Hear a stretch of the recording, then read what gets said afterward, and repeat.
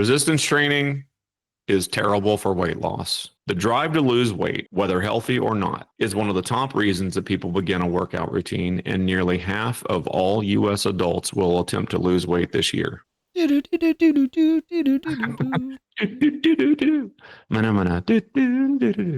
Hello, and thanks for joining us. Today, we're going to talk about the reason why resistance training isn't the way to start a weight loss journey. We'll talk about the reason why resistance training is often the first step a person takes when they're trying to lose weight. And finally, we'll share the 3 tips we give our clients and that you can actually do to achieve lasting weight change. Okay, so there's no doubt about it that weight loss is a big business. In 2022, the global weight loss market accounted for over $260 billion.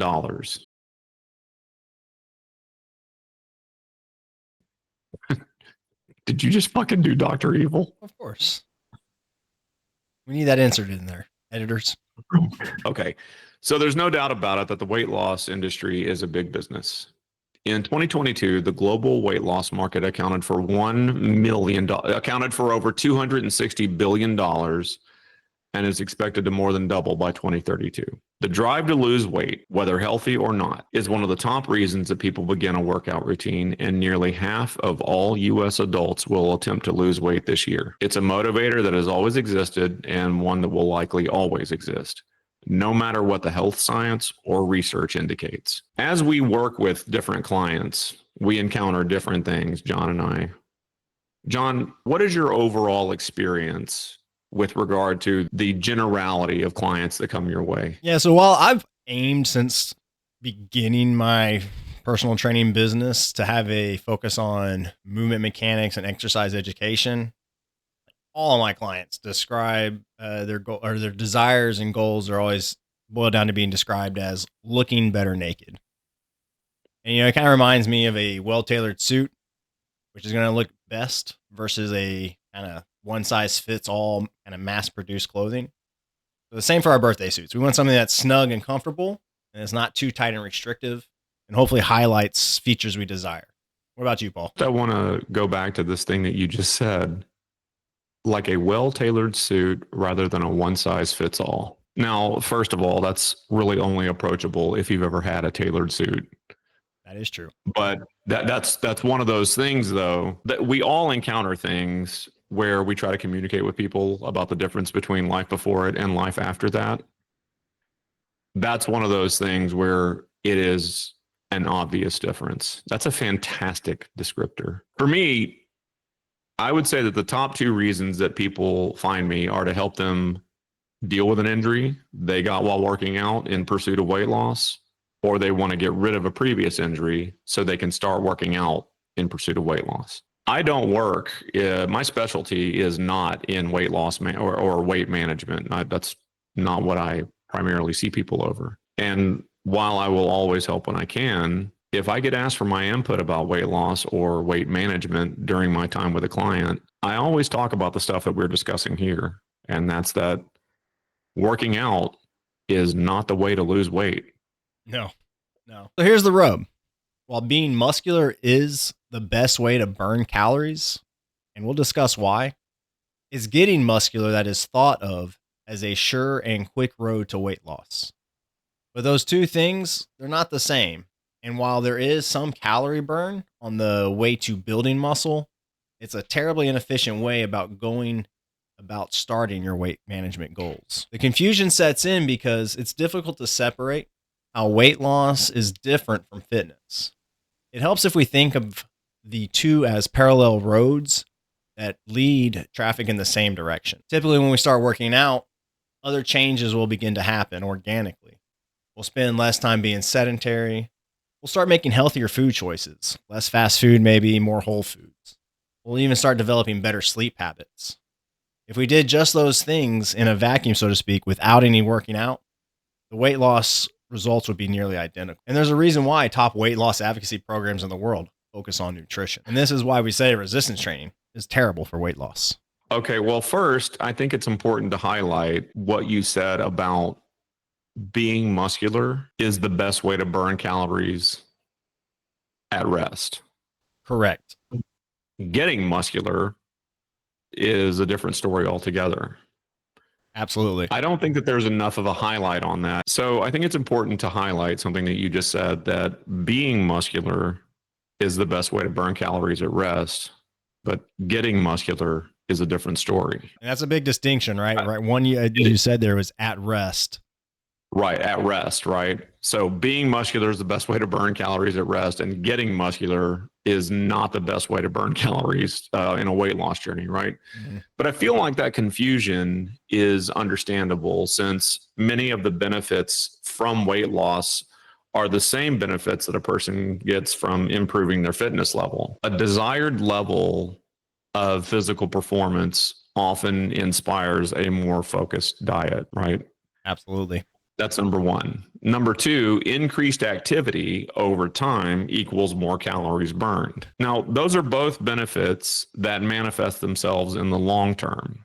It's important, though, to distinguish short-term benefit from long-term benefit. Weight loss from resistance training is a long-term benefit because, like you just addressed, the longer you work out, more muscular you become, the less fat you tend to have on you. And that's an effect that compounds over time. But calorie adjustment is the quickest way to produce short-term weight loss. So why does resistance training have very little to do with weight loss in the short term? I feel like that's something that I've heard you communicate concisely very often with people. And I feel like you have a really approachable way to talk about that. I guess simply stated is because it takes time to learn the key fundamentals of exercise that's going to produce a sustained, injury-free, high-yield out. When we're first learning how to work out, we're undertaking the development of a skill that is towards the pursuit of a goal. Because learning is slow, our calorie burn will be far less profound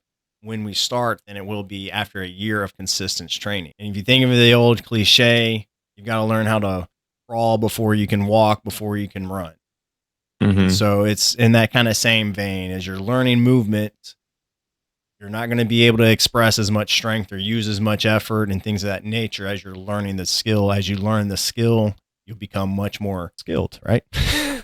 And then you have to take into account those things that have to be considered along the way. Like, as you improve in skill and familiarity, adaptation occurs. Challenge, yes. Right. Yeah. You have to increase the challenge, or you have to go into periodization and all those things that follow, right? Well, first off, I go back to the idea that in math, right, you had exercises. You know, you had these small problems that you had to solve to practice and get better. And so even in the weight room or in working out and things of that nature, exercise, we need to think of what are the small problems we're challenged with, and that's movement. So we're getting better at movement. And then how do we challenge movement? And those are various levers that we can put in. The most common one people use would be weights. Instead, the short-term benefits that are quickest improved are mood and mental focus versus like necessarily big calorie burn or even big strength gains. Well, okay. So in that regard, I feel like that goes a long way into explaining why it's fair to say that lifting weights isn't the way to lose weight. Being muscular is. It's Right. just that being muscular takes a long time to achieve if you're not there already. And we're not talking about the kind of muscular that's going to put you on stage at a bodybuilding competition. It's more having a body mass where your overall weight is made up of muscle or muscle tissue rather than fat. So if we want to lose weight, it goes without saying, but we'll say it anyway, that we have to increase the number of calories that we burn or decrease the number of calories that we take in. If we want to break that down into terms, John, you're far better at nerding out on that than I am. So yeah, let's kind of refine or look into this even deeper in some level to understand, again, why is it that we say weight training or resistance training is not the best? And why is that it's being muscular is going to be the panacea, if we will, the magic pill. So you're talking about calories in, calories out is the short-term argument, right? We can call this, or is referred to as, total daily energy expenditure. And it hinges or is comprised of 4 factors: NEAT, non-exercise activity thermogenesis; EAT, exercise activity thermogenesis. So NEAT being kind of you're walking to and from the car, you go up and down stairs, the fidgeting at your desk, even the energy it takes you to open or close your car door, all that goes into needs. Getting yourself up and out of the bed, up and off of the couch. Eat, again, exercise activity thermogenesis are going to be those, the 30 to 90 to 90 minutes or 2 hours workout sessions that you dedicate to expelling high degrees of effort and energy. Then there's even the effect of food, the thermal effect of food. So as we eat and digest, there is a small burn off of energy during that time as well. Those three roughly at best will comprise of about 40% of all calories burned. And no matter how much you really try to work out or no matter how many extra steps you get in throughout the day, that's really just going to get tapped out or topped off at that 40%. The bigger portion of this call or heard before, the BMR or your basal metabolic rate. And this is what is going constantly. So I remember growing up and hearing that you have a whole new you every 7 years, right? You have new skin cells, new organs, new all of it. You get a whole new you every 7 years, or that you have your taste buds changed every 7 years or something like that as a kid. Now, whether or not that's completely accurate way of describing it, there is some truth in that where our cells are constantly regenerating. Your organs are working to get the food from your mouth down and on out of you, right? The cellular development, a poor way of saying it. That is our BMR, and that's happening all the time. Now, within that, keeping your tissues alive and sustained, so you have your muscle tissues and your fat tissues. Muscle tissue is a very high energy costing tissue, whereas fat tissues are relatively cheap and inexpensive, if you will, calorically and nutrient-wise. And so when we have more muscle, that's going to require us to burn more energy to keep it alive or keep it on us. Whereas when we have fat, there's less energy required. So therefore, we just don't burn as much. And so that's where we were saying earlier, being muscular is the best way to lose weight or burn calories while at rest. You'll never burn as many calories during a workout as you do just sitting around listening to us talk on a podcast.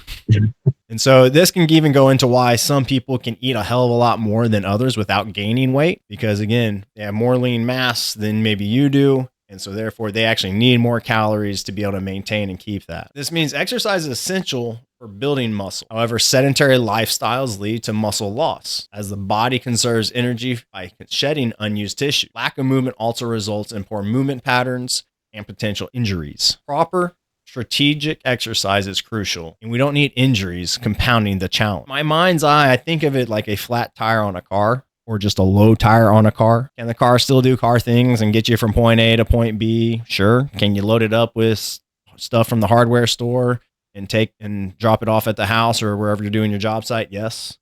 But will it be at its peak efficiency? No. Will you be getting worse gas mileage? Absolutely. Will you potentially be causing damage to your steering and other mechanisms within the car?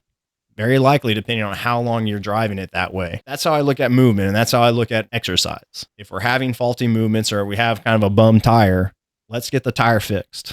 How about you, Sir Paul? My thought is that all of this can sound pretty intimidating. When we hear a lot of this information, it sounds like no matter what direction we take a step, it's going to be wrong. When the process is communicated to us as if it's simple, we tend to look at that as if it's being described to us as it's easy.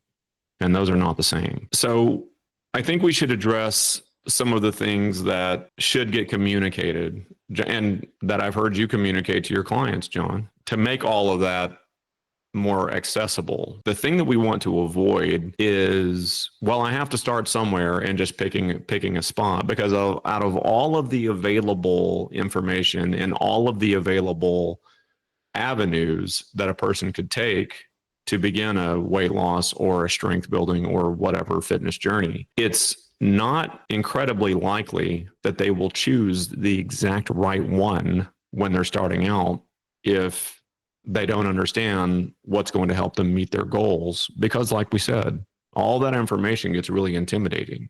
And you highlighted earlier, it's a $260 billion industry, right? And everybody's going to be clamoring to say that they have what you need, as it were, too. So that even convolutes it. When someone's starting out new, or anyone's starting out something new, we're all subject to the possibility that they'll make mistakes.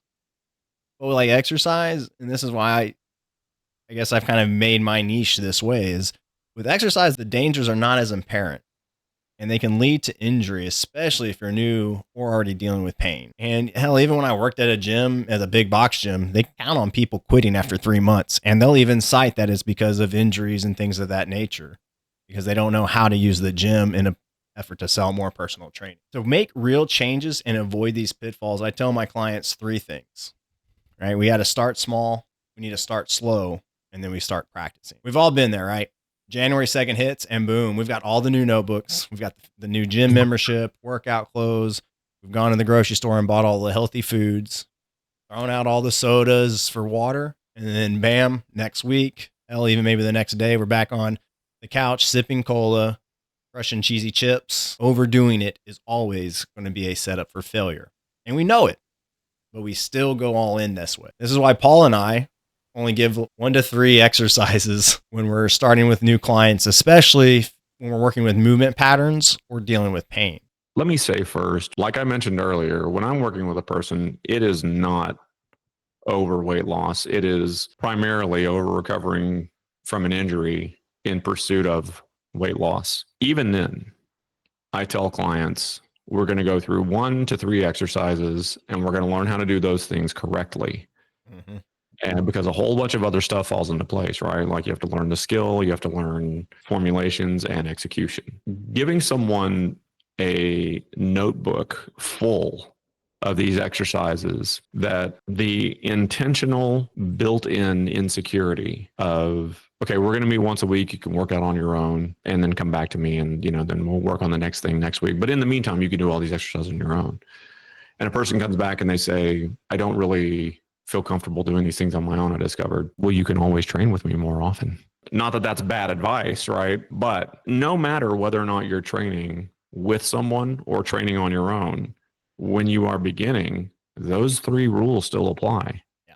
Start slow, start small, start practicing. Describe that a little more in depth. Which aspect? Yes is the answer to your question. So for me, again, starting small again is peeling back and learning your key movements. So from a exercise standpoint and a movement standpoint, I look at it as core engagement, learning hip hinge, learning how to squat and lunge, learning how to do a horizontal press, a horizontal pull, a vertical pull, and a vertical press. So again, break those into 7 movements, 8 if you consider core engagement in there as well. And so you look at a workout plan or a traditional workout, even if it is they would maybe refer to as a bro split, a 5-day split of arms, chest, back, legs, however you want it, shoulders. How many exercises in that workout, right? 10, maybe 5 on the small end, probably up to 10, maybe.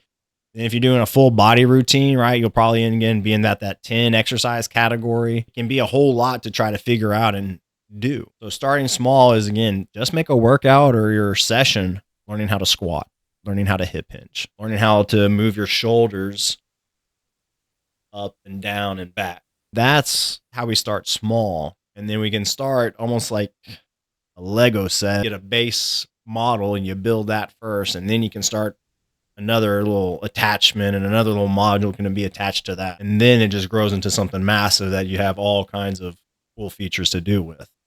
But if you just do it all at once, then it becomes, again, to your point, over challenging and almost many people probably go into paralysis by analysis. Which one do I start with? Which one's the best? All of those things can start filtering into there. And then that's why the next part of it is going to start slow, be consistent. And then I even say, give yourself a break or give yourself some grace. There's going to be the times we fall off and then we just got to get back up and keep on going. And we just build that consistency into it. We didn't get wherever we are overnight, and we're not going to get to where we're trying to get to overnight either. I feel like that one bears repeating. So when people freak out, for instance, doing really well, right? Very consistent in their workouts or very consistent with their calorie deficit.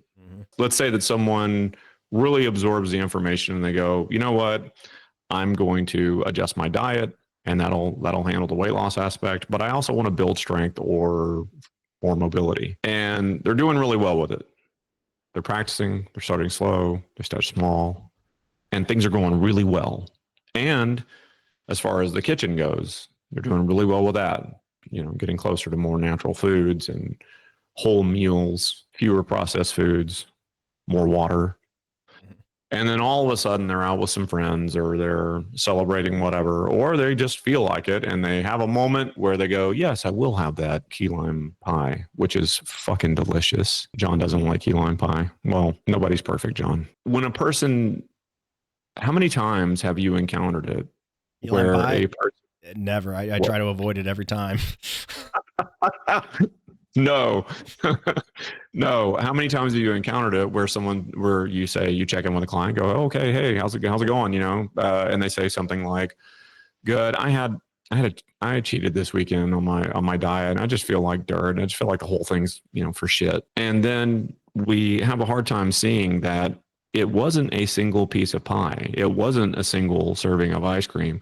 It wasn't even 30 servings of ice cream or 30 servings of pie that got us into a deconditioned state. Right. Right. I mean, it really wasn't. Nope. You could have 30 servings of whatever in a row, and you might put on a couple of pounds, 5 or 6 or whatever. But that is not what gets us into a significant state of deconditioning. No, absolutely. Right. It's consistency that gets us into a state of profound deconditioning. Right. Just like it's consistency, the overall continued application of effort or intention that gets us into a renewed state. And I feel like that is something that is woefully undercommunicated and affords people the grace to make those mistakes, because built into consistency is the mistakes that we make. Right. It's how often you are doing this thing.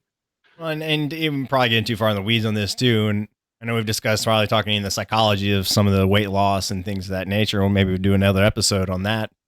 People are interested. So much is built on creating your first step. You put your running shoes on and you go out to the front door and you lock the front door and you decide to go in. Well, you know what? That's a victory for today. And then the next day you get down the stairs or you get out and go for a walk around the block. And that's how you, quote unquote, build up into a healthy lifestyle. But to your point, right, we maybe start that journey and then we either twist our ankle or, we walk by the Pandaria and we smell that really good fresh bread cooking. Yeah. Right. And we just go, oh, well, you know what? The day's the day. We're going to just slam down a couple of freshly baked donuts or something. That's the crossroads, right? Is that where we decide that everything we've done is now for naught? Or do we decide we enjoyed this thing, whether we deserved it or not? That can be a whole nother thing, a can of worms one can decide for themselves. But then we decide to keep on with the changes we were working towards. So like for me, even in my journey of health and fitness, there was a time I was very unhealthy and very out of shape and not in a great place health-wise. And for me to get to where I am today took starting small with exercise. It took making small dietary changes. And those changes still happen to these days. My wife will come up with, let's, have cauliflower rice. And I look at her with just this evil look in my eye. And I go, okay, dear. Finding these small little things to try to change out how we eat and how we live for the overall betterment. That doesn't mean I don't have Shipley's Donuts or, no sponsorships. But doesn't mean, little treats and things of that don't happen. Doesn't mean come holidays that I'm not enjoying foods and the festivities with everyone else, is just maybe not to the degree of some, right? And it doesn't have such a long lasting period as well, right? We try to have a cutoffs. I would like to share something that since it went public, I've found a lot of comfort in. It was a post on a bodybuilding Reddit forum that Arnold. And isn't that something when you can communicate a person's first name and everyone knows who you're talking about? Mm-hmm. That Arnold Schwarzenegger frequents. And a fan wrote, I know this is pandering, but I've been depressed for months and haven't hit the gym during that time. Mr. Schwarzenegger, could you please tell me to get off my lazy ass and hit the gym? I swear to everything I hold dear that I will snap out of it and go. And Arnold responded and said, I'm not going to be that hard on you. So please don't be that hard on yourself. We all go through challenges and we all go through failure. Sometimes life is a workout, but the key thing is that you get up, just move a little, roll out of bed and do some push-ups or go for a walk. Just do something one step at a time. I hope you feel better and get back to the gym, but don't beat yourself up because that's just useless talk. It doesn't get you closer to the gym. And don't be afraid to ask for help. Consistency and the steady execution of your intention or effort. So talk about practice. Yeah, how am I going to follow that up, man? You just got to follow up Arnold and that kind of motivational speech. But it dovetails nicely. I feel it does dovetail nicely because to his point, right? We start practicing, right? And I wanted the little cheesy Allen Iverson bit for this one, but now that you hit me with Arnold, I feel we're going to just segue that. And just but we're talking about practicing. Like we said earlier, treat movement like any other skill. Whether you have you're musically inclined and you can think back, I'm sure, even though you may have picked up a guitar or a violin or a piano, you don't pick up a piano, but you get what I'm saying. You started playing the piano, at least the pianos I've grown up with, you don't pick up. Oh, hey man, anything to get those gains, Yeah, right. But all that to be said, if even sports, right? We go to practice for sports to hone our skills for that sport and that game. Chess master, right? You're studying various chess theory and playing games to get better at. You're a debater, right? You're practicing your skills to become a master at that. A master debater? Yes, sir. I was just going to leave that out there for people to figure out on their own. I'm just clearing. I'm just clearing up any confusion. Yeah. So, in the event, though, movement is just like those skills. Forget pass-fail workouts. It's about applying what you know to build strong bodies and healthy joints, so you can exercise or do whatever you love without pain. That means learning how to engage your core, how to breathe, and then practice the movements we talked earlier: hip hinge, squats, lunge, and then your horizontal and vertical pushes. And you can learn more about those techniques right here, or maybe right here.